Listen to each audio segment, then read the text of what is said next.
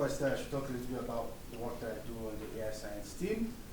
Right now, we're looking at actually, it's not exactly deep learning, but looking at using statistical methods, like non-parametric scaling statistics to the activations that come out from the neural networks that everyone is training. So we know there's been an explosion of neural network techniques and like deep learning models, but these are also data generating systems, and we can sort of look at the data that this algorithms are churning out and use that data to sort of characterize the inputs that they're processing. So a very good example of application of that is like adversarial detection. So imagine you build a neural network model, and a malicious user wants to attack that model by crafting malicious input to the model. What we're proposing is that we can actually look at the activations of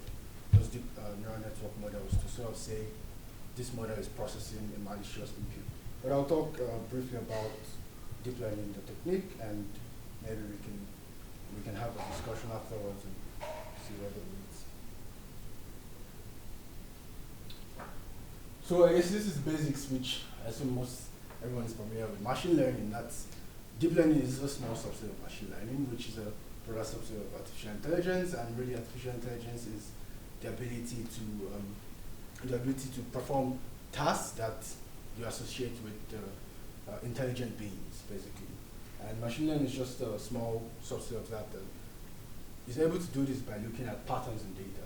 So just by looking at the data, without explicitly programming to perform such tasks. And it's very simple. So this is a visual introduction to that. You have your labeled data, it feeds to some black box algorithm, and it learns from that data, looks at the patterns in data, and when you have that model trained, you can feed it data at a later time and use what it has learned to give you a certain output based on what you've trained it for. And I mean, everyone has their own their own taxonomy, but in general, there are sort of like three broad areas in machine learning, and that's supervised learning, unsupervised learning, and this area called reinforcement learning. Supervised learning is really, you have a labeled training set. So, for example, you want to be able to classify a fraudulent email from an email that's not fraudulent, a regular email, right? You can have a training set that has examples of emails that have been labeled as fraudulent and examples of emails that have been labeled as not fraudulent. So you're supervising the algorithm by giving it labels. Another approach to doing this is something called unsupervised learning. And in this case, we don't have labels. So what happens here is we simply we have a bunch of data, we can simply look at the patterns in data and figure out, okay, one example is by clustering data points that look similar to one another, we can sort of like draw like decision boundaries using that information. So a very good example is clustering document based on the text content. And the last is reinforcement learning, which is basically you have an environment and you have a set of actions that you can take in that environment, and what you want to do is you want to learn to perform that task based on like a reward or something. So a good example is if you want to design an AI that can play chess or play a game, for instance, it's very well suited to reinforcement learning. And just a number of problem types, just to set the taxonomy. So classification, we're all familiar with this. You want to classify cats and dogs, right? That's a problem that machine learning can solve. Regression, you want to predict. So you want to predict the prices of houses in Karen in the next 5 years. So that's, in this case, you have, in the case of classification, you're trying to sort of discretize between categories. In the case of regression, you're trying to, you're dealing with numerical or real valued outcomes. And there's also clustering as well. So you have data points and you want to sort of group, them based on similarities. And another problem type could actually be anomaly detection. So you have a stream of data coming in, and you want to figure out if one or if a certain input is out of the distribution or is anomalous. Right. So these are problems that are well suited to machine learning.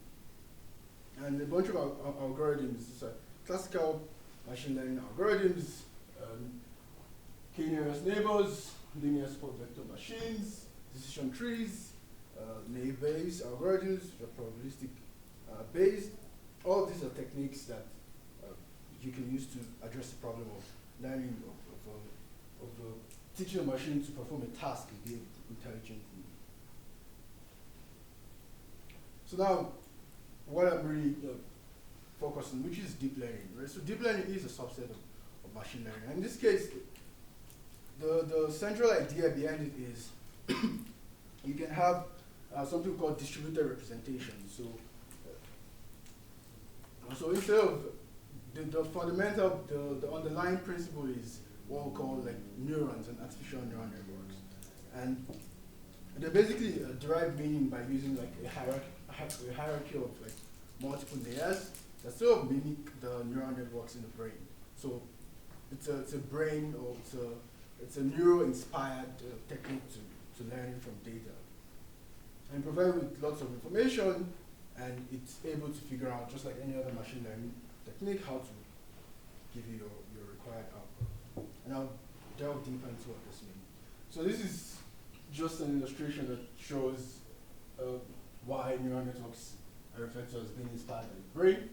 So apparently in the visual cortex, the way it processes information is that you in the first, in the regions that are, in the first set of regions, they're very sensitive to pieces of information that are not really high level, so like low level information. So if you're looking at a face, the first set of regions in the brain are very sensitive to like edges and things like that. But as you go further down the visual pipeline, they become more sensitive to higher level features. So like they're able to pick out like the